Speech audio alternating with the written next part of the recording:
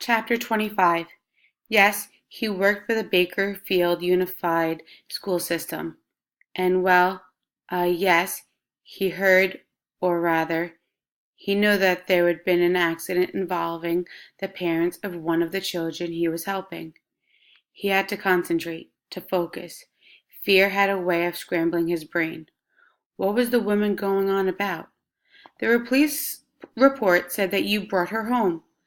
Dell was grinding his teeth as his jaw slid back and forth and his tongue sucked up into the roof of his mouth, forming a kind of foamy vacuum.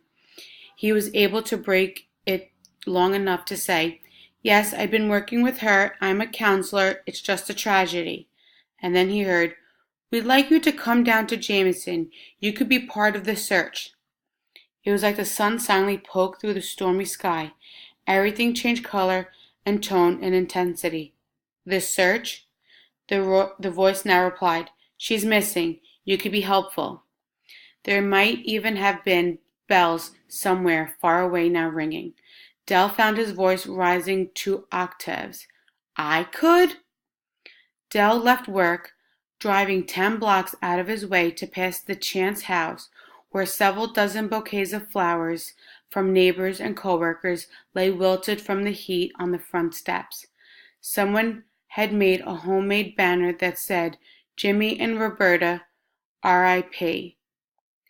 Rest in peace."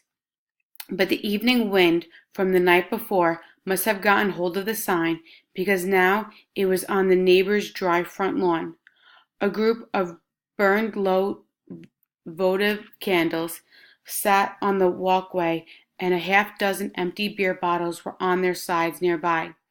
It looked, Dell thought, like the remains of a bad party. Willow Chance, according to the assembled authorities, was he part of this now? It looked like it, had no viable relatives. But now the kid was missing. They had sent a patrol car to Happy Palace, and she wasn't there.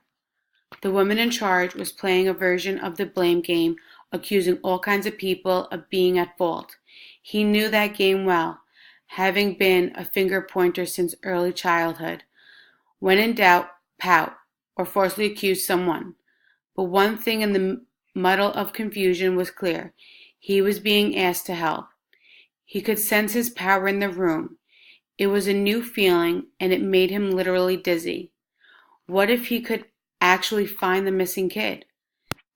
They were focusing on foul play, abductors who might have been caught on video cameras or other means of surveillance. But Dell knew, in his heart, that the 12-year-old hadn't met with any kind of foul play.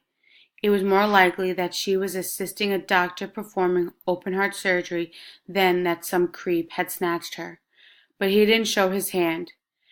And so while Lenore huddled with other employees, filing police reports and requesting interviews with hospital workers, Dell excused himself and accessed the school district website. He then drove straight to Mize High School.